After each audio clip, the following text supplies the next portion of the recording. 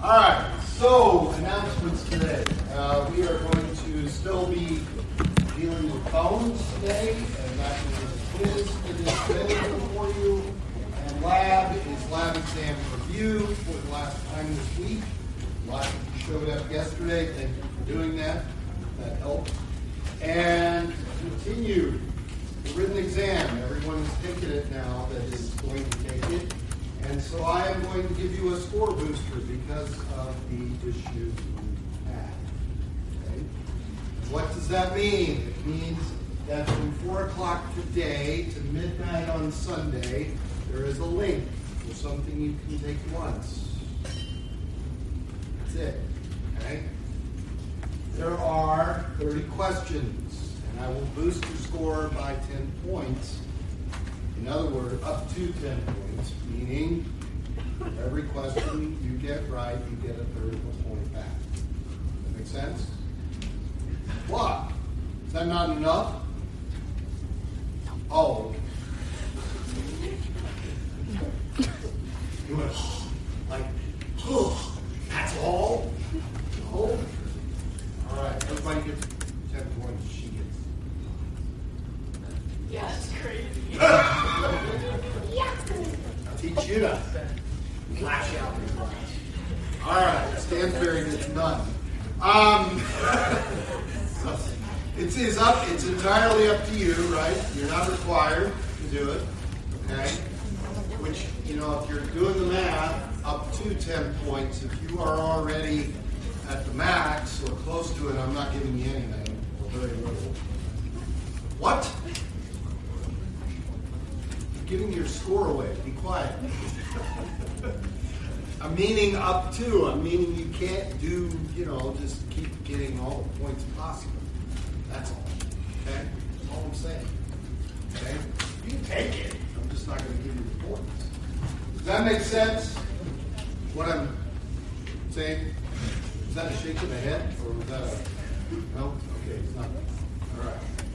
All right, so on Sunday night, and I'll send out an announcement on Sunday night and Monday night, there will be review sessions up in the lab, roughly around 7, and I'll check to make sure I've got Tuesday and Wednesday covered. I have checked to see if I have Tuesday and Wednesday covered as well, and I'll get that out to you as well.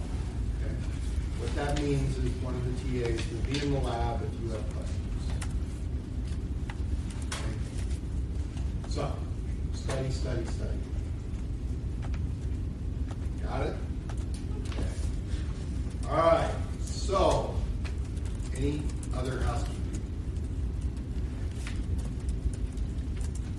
Okay, I did not change what I ought to know. I just realized that. We're going to talk about the endochondral ossification bit.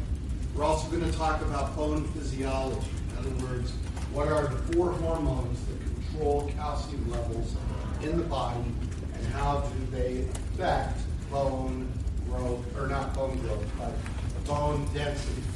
Okay, how much do they take away from bone? How much do they cause positive in bone? So we'll look at that. We'll also look at fractures briefly and a little pathophysiology. In other words, what happens when bone growth goes awry. So that's where we're headed today. Of course, this is what we're talking about. The skeleton and the bone tissues that make those up. And remember that we have already looked at flat bone development when we looked at intramembranous ossification. So that's the skull, that's the sternum, that's the pelvis. Those are the flat bones that are formed by that process. Today we're going to look at long bone development. That is the humerus, the radius, the ulna, the femur, the tibia, the fibula, etc. Alright, so when we look at a typical long bone, remember that there is compact bone all the way around the periphery of the bone, all the way around. And in the diaphysis, that is the shaft, it is hollowed out, and that is where we find the medullary cavity, or the bone marrow is found in this region. At the epiphyses of a long bone, that is the ends, that is where spongy bone is found. And spongy bone looks like a sponge, as you can see. Lots of open spaces. Again, bone marrow will be found there. All bones are lined by periosteum. It's connective tissue / epithelial tissue that goes all the way around, except where there's articular cartilage. Articular cartilage is hyaline cartilage, so it will have perichondria around it.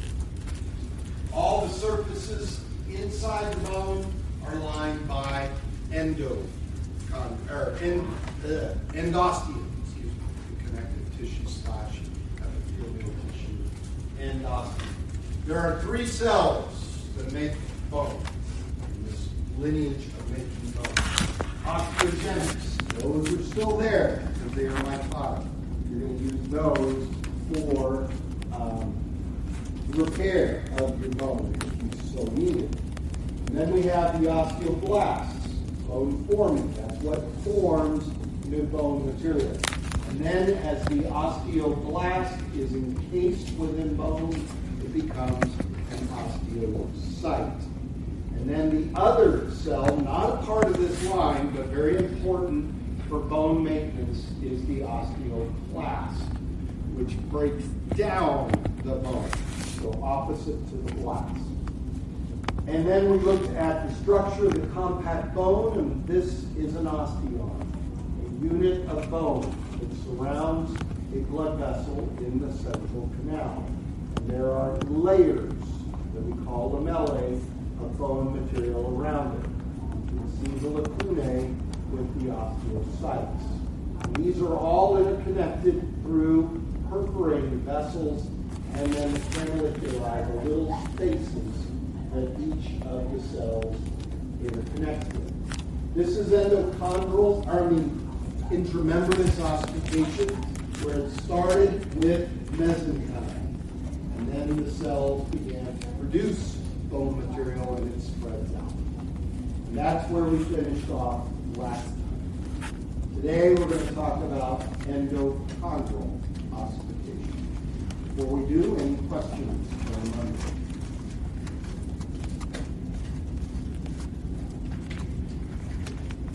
Now, as always, take a look at this new word. What in the world does that mean? Endo means within. Chondral. What does the word chondral mean?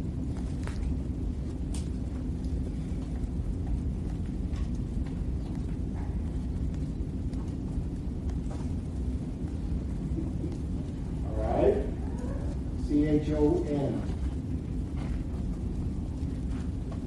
PRO site. What is a chondrocyte?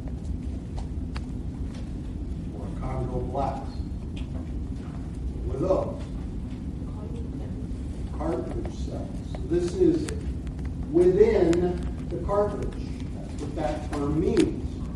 So this ossification is going to happen within cartilage. In other words, what we're saying is that you are going to have a bone model. A model of a bone that is going to be, at first, cartilage. And that cartilage is going to be replaced by bone. So in utero, you had a skeleton that was all cartilage, except for the flat bones. So all your long bones were cartilage that then were replaced by bone. And the big, huge idea here is that as long as there is cartilage present in the bone, then the bone will continue to grow. Once the cartilage is gone within the bone, growth stops. We're talking about long bones. Okay, so that means, obviously, taller. At some point, you're not going to get any taller because there is not going to be cartilage within the bones anymore. Okay? That's the implication by saying endochondral. We'll talk more about that in a second.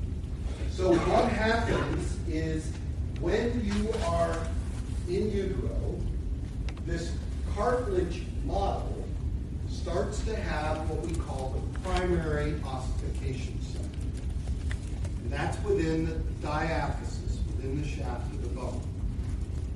It's going to occur because a blood vessel is stimulated to grow into this cartilage model, into the shaft of the bone. And when it does that, that cartilage begins to be replaced.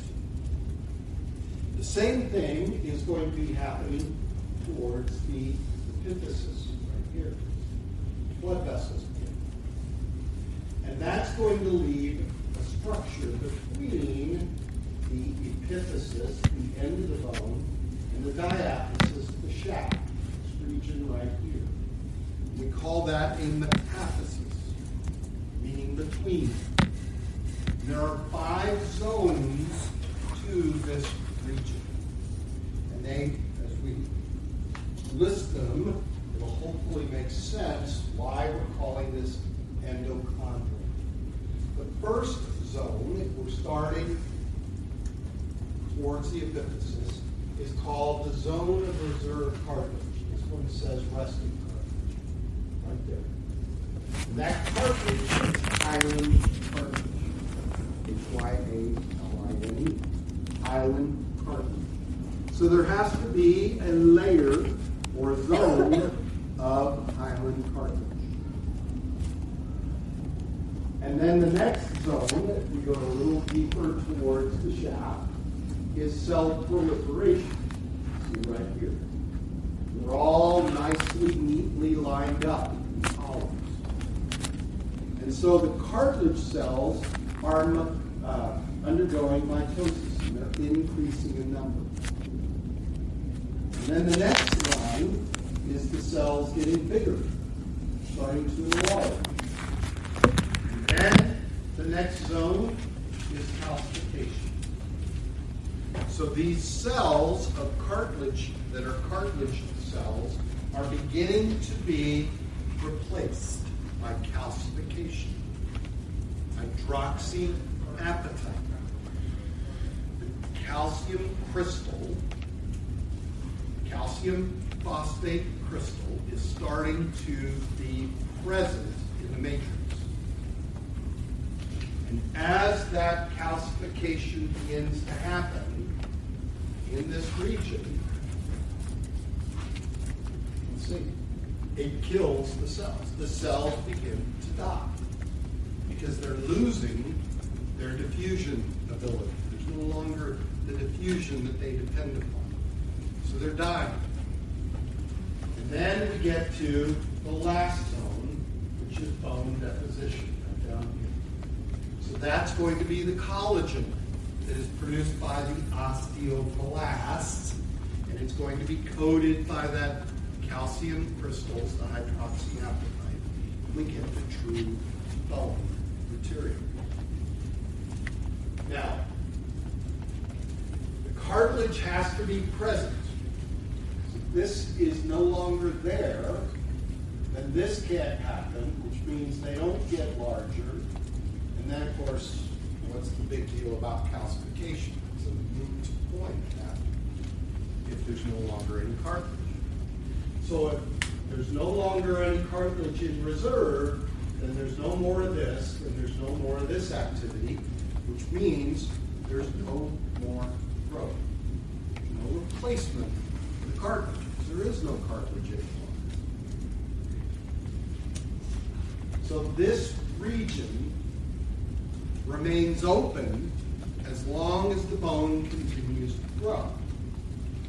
Now, the other term for the metaphysis, and one that you probably are familiar with, is the epiphyseal plate. The epiphyseal plate. So this is a plate, in other words. That's what it's described as, or metaphysis if we want to be more technical.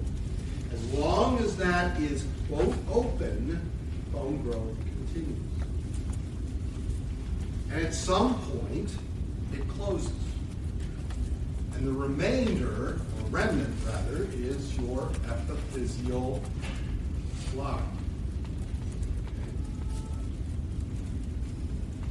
So, looking at it again with a different view, there's our reserve, and they're enlarging, multiplying, rather, in number, and then they're enlarging, and then the calcification and the true bone. So this is epiphyseal plate. It comes together with epiphyseal line. Now, when you are born, you have this line here, or this zone of cartilage on this side, and a zone of cartilage on that side. And that's why I'm saying there's two secondary centers, one at each end of the bone. Now, those plates remain until growth stops. And that's going to be hormonally controlled with some genetic influence, or genetically controlled with some hormonal influence. In other words, growth hormone has spurred your growth on, along with some testosterone and a few other hormones. And then growth hormone levels drop. Testosterone levels level off. No longer are elevated. Growth terminates. And around the room, some of you took off at 8, 9, 10, 11. And others of you didn't take off until it was 13, 14. More than half of you are not going to grow anymore. Okay? Getting all the females. Done. That's it. Stop when you're probably 16-ish. Some of you guys might get lucky and still grow a little bit in college. I did. 1 inch. Wahoo. Okay. Didn't help. I was the average height. Now I'm on the shrinking end of the scale. You guys are all getting taller. The average height keeps getting louder. Okay. So if we look at an X-ray, I'll show that real quick. You can see the plate. Because this is an X-ray which only identifies dense material. Cartilage is not dense. So we don't see cartilage in those locations of the epiphyseal plate. So we know that the plate is still open. And they can use that, and I'm not sure how the calculations work, but they can take a snapshot of that with an X-ray and then determine within some measure of accuracy how tall the person will become. But if those plates are gone, that's it. No more growth. So, pictured a different way. There's the bone model. And we start to get the primary ossification center in the largest. There's the secondary, and there's the metaphysis.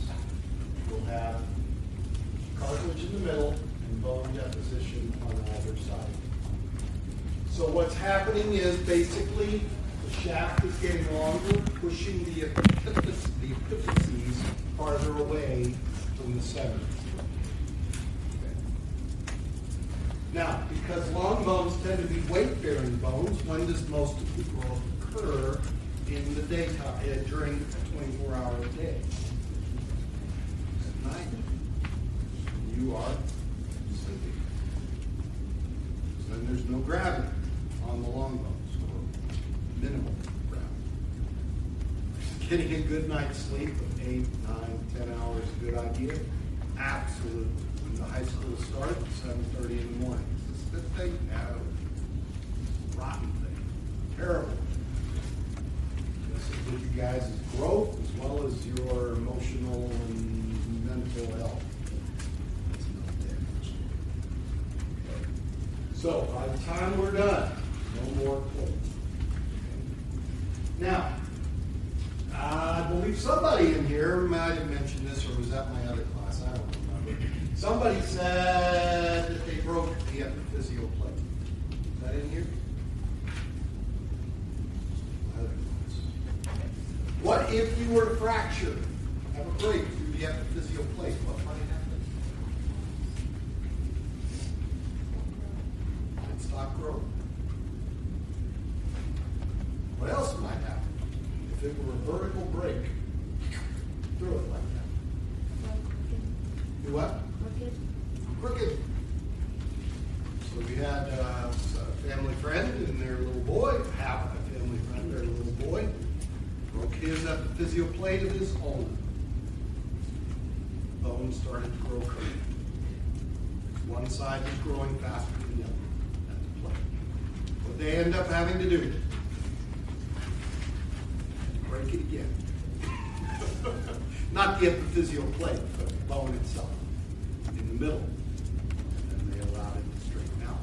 Some pressure, surgical interventions. So, fun times. But yeah, more often than not, it would just stop growing. All right. So, how is all of this related to the calcium levels that are found in the bone? How are we going to cause the bones to get bigger, longer, thicker, thinner, or whatever we need to do? Because remember, every time we exercise, especially weight-bearing activities, sorry for this, that's not weight-bearing. You are putting stress on the bone. Diving's big. But you got to bounce up, right? So you are putting stress on the bone, and the bone will reshape itself based on that activity. So there's always going to be a give and take to the bone. We're going to deposit minerals and we're going to take minerals away. Now specifically for us, we're going to focus on calcium. We're not going to worry too much about phosphate right now. We're going to focus on the calcium. Because calcium, as I mentioned before, is going to be important for muscle contraction, contraction of the heart, conduction of signals in the nerves. So it's pretty important stuff. So, osteoblasts, recall, are depositors. Okay? They deposit the calcium.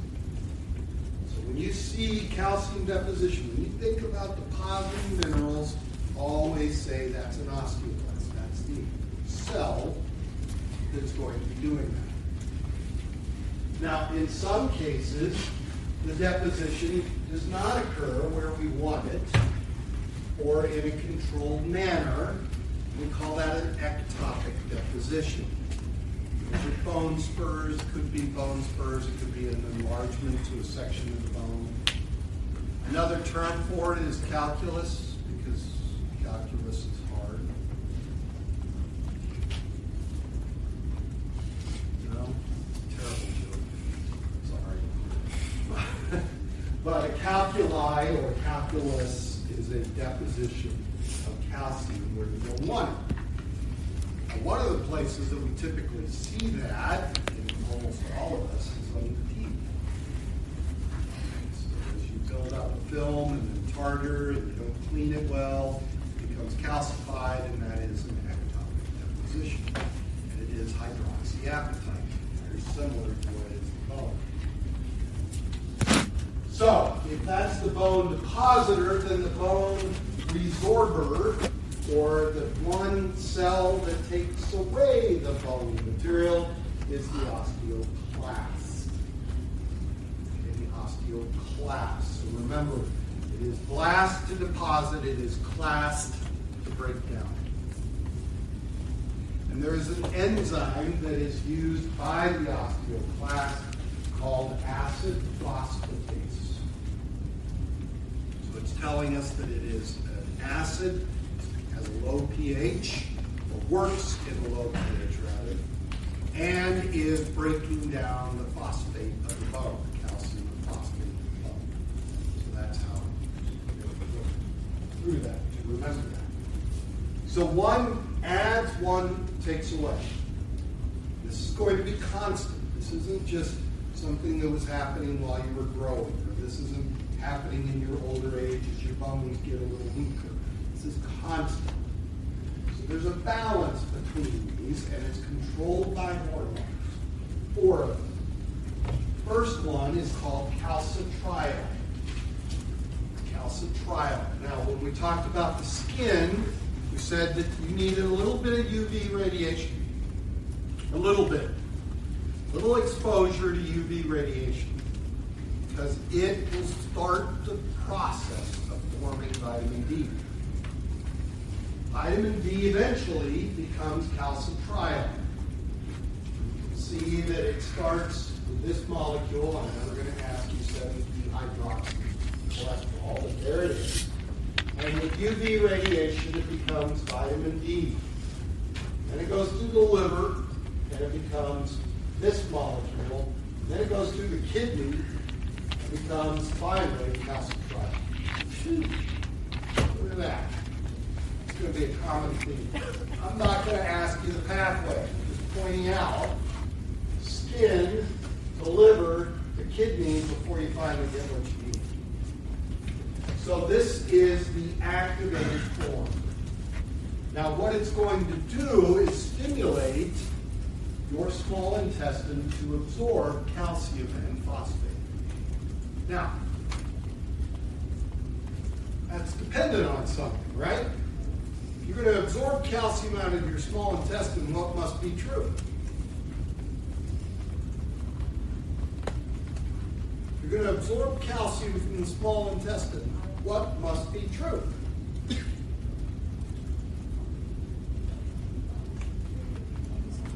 You are what? You can resorb it from the small intestine? Is that what you mean? No, sorry. What must be true? If you're going to absorb calcium from the small intestine, what has to be true? You have to have calcium in the small intestine, right? You have to eat it. You have to intake it. If it's not there, you can't absorb it. Are you with me? In other words, what are your sources of calcium?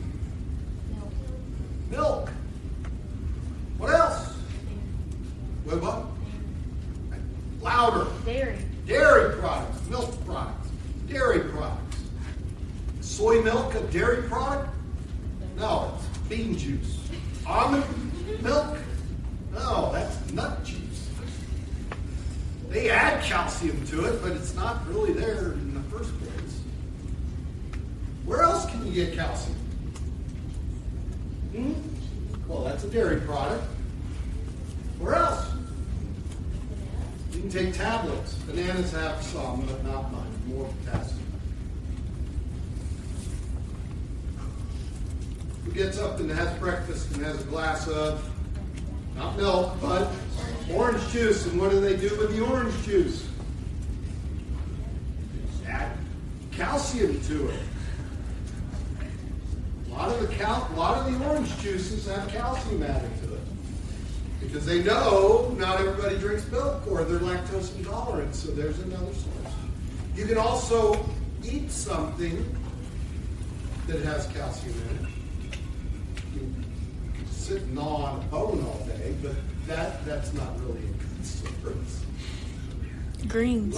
What? Greens. Greens. Dark leafy greens. Your spinaches, your kale. Must be a dog. Not a kale fan. Collard greens. That's good. All right. Dandelion greens if you're into that. Anything that's dark and leafy has calcium in it. What do they add to milk to help you with the calcium absorption? You guys don't read labels? No. Don't tell me I was the only kid who had the cereal box on the table reading it and the milk bottle next to it reading it.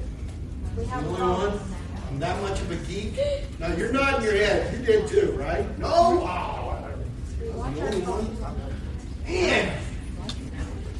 Did you always look at the milk bottle to see who was missing and you wanted to help them out?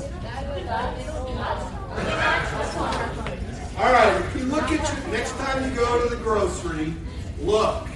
I have a jug of milk in my room. It will say vitamin D. D fortified. Now you know, right? You clicking? Why did we put the vitamin D in the milk? People don't go outside enough. To help you absorb calcium. Because where's the calcium? It's in the milk. Let's help you get the calcium out of the milk. Just drink. Look at that. Brilliant. Now, some of you are going to tell me, I don't like milk.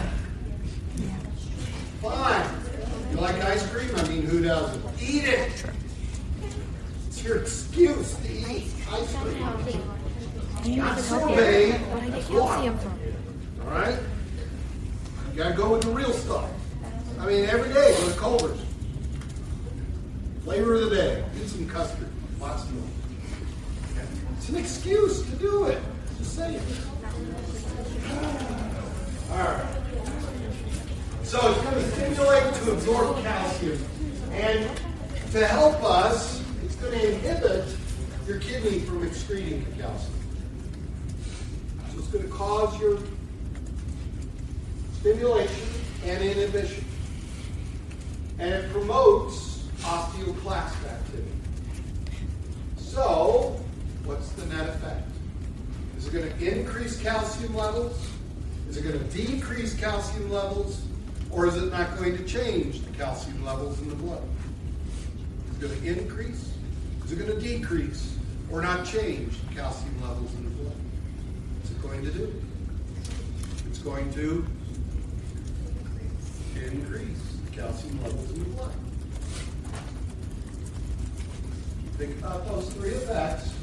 You're going to absorb more, you're not going to pee as much of it, and you're going to start breaking down bone. So the osteoclast. Next one, calcitonin. It is secreted by the C cells of the thyroid gland. C cells. Where the heck are the C cells? In the thyroid. Where's the thyroid? Your neck. It's inferior to your thyroid cartilage. Thyroid cartilage. Right. So there's a scattering of these cells that we call C cells. And it inhibits osteoclast. And it increases osteoblast. So, what's the net effect? It's going to increase osteoblast and decrease or inhibit osteoclast. Is it going to increase, decrease, or no change in the calcium levels in the blood? Is it going to increase the calcium levels, decrease the calcium levels, or no change in the calcium levels? It's going to decrease. What's it doing? You're not breaking down bone because that's inhibited. You're increasing the osteoblast. And what does that do? Bone deposition. So you're putting calcium into the bone. Okay. Now, your normal day, you use about 1,000 milligrams. You're going to lose some through your fecal material and some through your urinary. Then you would be in balance. As long as you are taking in 1,000 milligrams. Take in more than 1,000 milligrams, then you absorb more, and then you are going to deposit. Take in less than 1,000 milligrams, oh dear, we have to resorb it.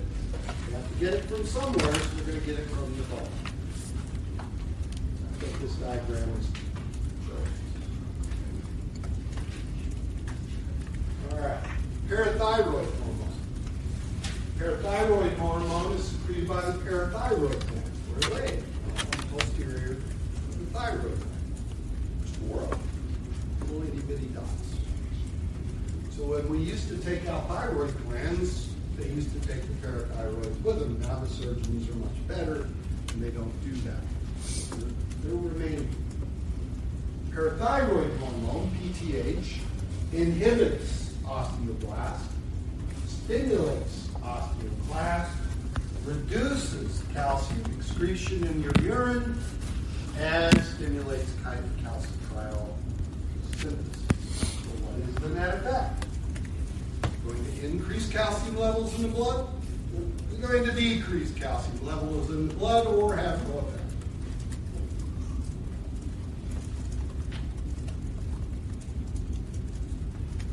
All type. What's it going to do? It's going to increase the calcium levels. It's going to decrease the calcium levels or have no effect. It will increase. Inhibits osteoblasts, so no deposition. Stimulates osteoclasts, breakdown of the bone. Reduces the excretion, so you're not getting rid of as much. Stimulates the calcitriol to be effective, or to be increased. That's going to cause you to absorb more. And that effect is to increase calcium levels. Okay. So there's our PTH, increasing the levels. All right. So if you were to ingest large amounts of calcium, that sounds bad, but it really isn't going to be because you have mechanisms to correct for that. If you have a high calcium level in your blood, then blood calcium's in excess, calcitonin is secreted. That's going to reduce the osteoclast and increase the osteoblast. We have bone deposition and calcium levels normal. Or if you have a calcium deficiency, you do not have enough. Parathyroid hormone, increase the class, more bone absorption, reduce the osteoblast, less deposition, stop the urinary excretions, you don't deposit as much, and then less urinary calcium excretion as well. And you're going to correct for that. You're going to raise your calcium levels to where they need to be.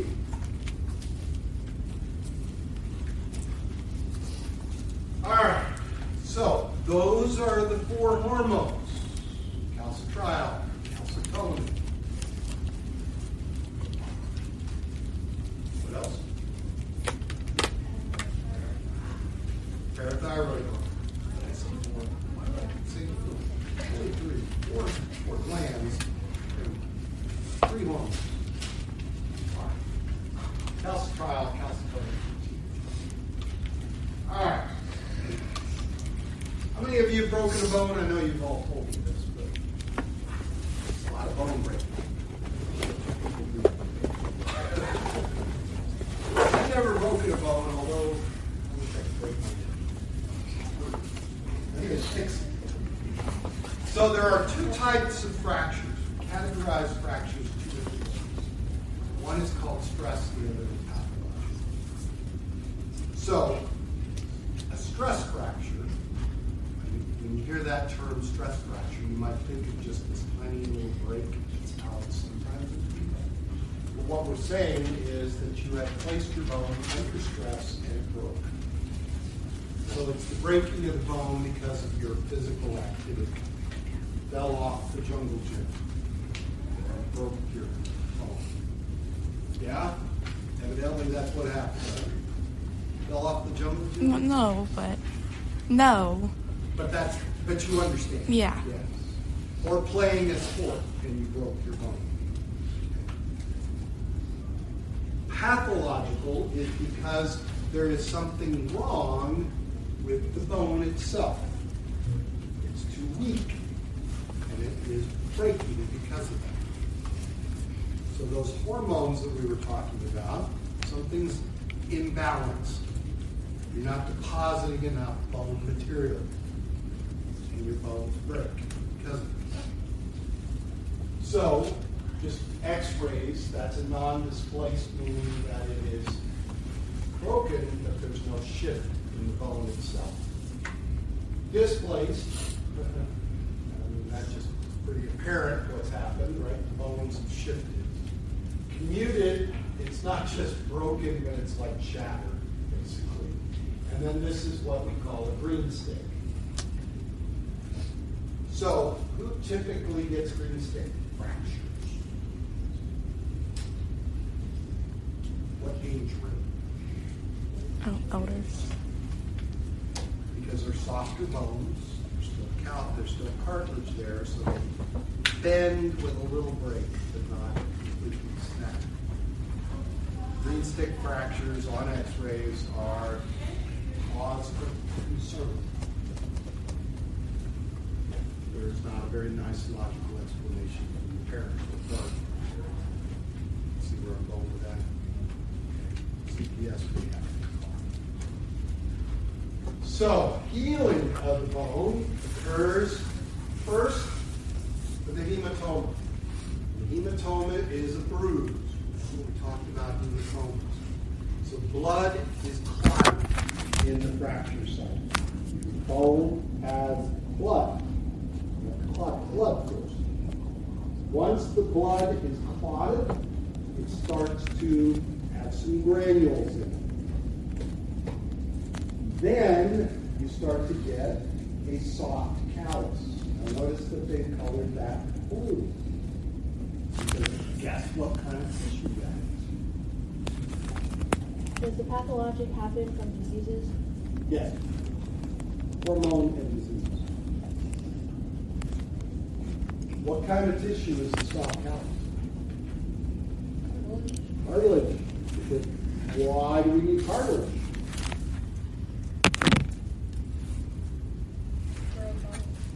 Not just to grow it, but are we growing bone here? Fix the heel or the break, right? So this is going to be endochondral ossification.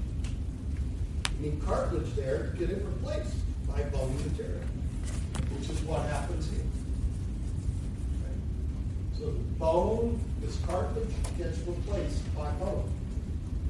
And then the bone remodels itself after it's all healed. And so there's the osteoclast again, because oftentimes bone breaks are not quite the original shape. And then with exercise and activity, it reshapes itself. All right. A little pathology. What's the condition? Orphans. Specifically, achondroplastic orphans. So, A in front of a word in medical terminology means, or in scientific terms, means without. So without cartilage growth. So there was no tissue, no cartilage growing in the epiphyseal plate, the metaphysis region. So that affected long bones. Is the head smaller than it ought to be? Because what kind of growth is that? Intramembranous, which did not require cartilage. So shorter in stature, shorter in stature, and a normal shaped, sized head and trunk. It is a dominant mutation. In other words, this is genetic and it's a dominant mutation. So, that means that if you're going to have a dwarfism, a chondroplastic dwarfism, you either have to have a mutation in your own genetic line, or you are already achondroplastic and you marry another achondroplastic, or you marry somebody of normal stature and ask that you are. Does that mean that if you are two parents that are achondroplastic, that you're going to always have achondroplastic kids? They get the recessives and they're normal stature. So, there's another form of dwarfism, and that's pituitary dwarfism. Deficiency of growth hormone. This is a family. Those are the kids to that person. I mean, the parents to that person. Right? And then that's a cluster of persons that have a lack of growth hormone. What can recognize that there's deficiency.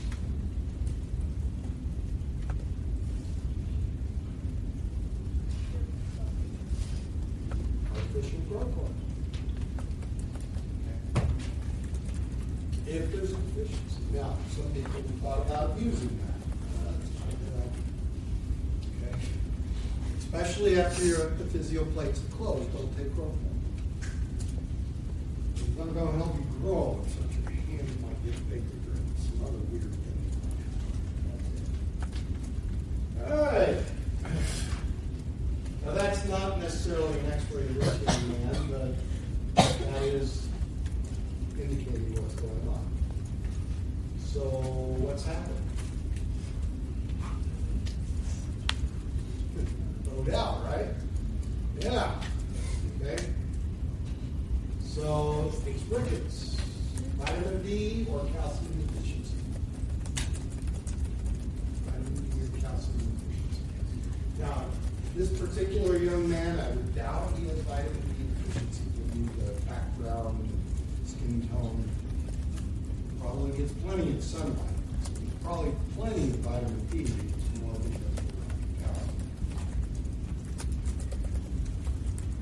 And that causes this condition. It's reversible.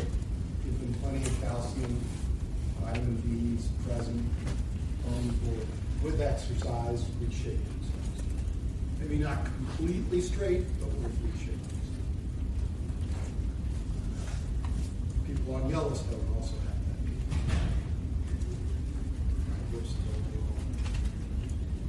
All right. Then osteomalacia is the result form of rickets. Who's at risk? Female. What condition?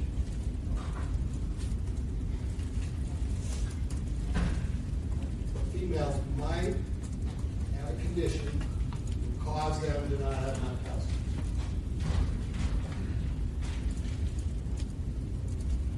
Bearing extra weight.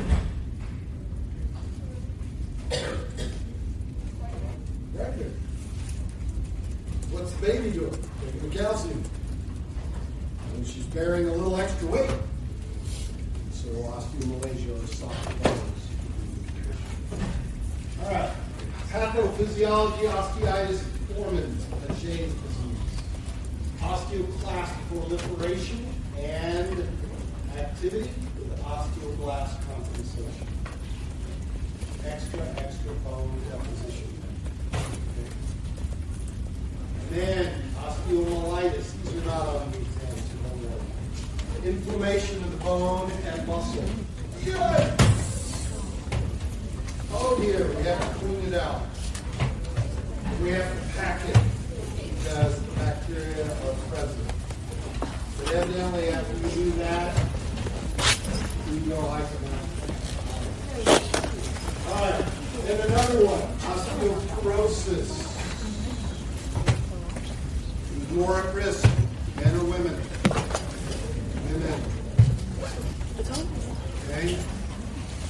After menopause, what hormone is no longer produced before menopause? Estrogen. Estrogen or decreased estrogen can offset. Is the lab easy? As long as you have people who know what they're doing. Okay.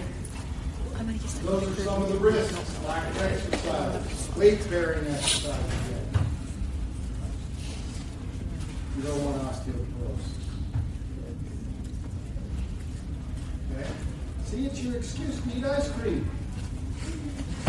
Okay. If I don't eat ice cream, Whatever you deposit now is in the bank for later. Okay. like if I don't eat Whatever's in the bank now is there for later. osteoporosis. Stored up now. Exercise, calcium-rich foods. Got it? Got it. Don't smoke. That destroys all the food. Okay? All right, have a great weekend.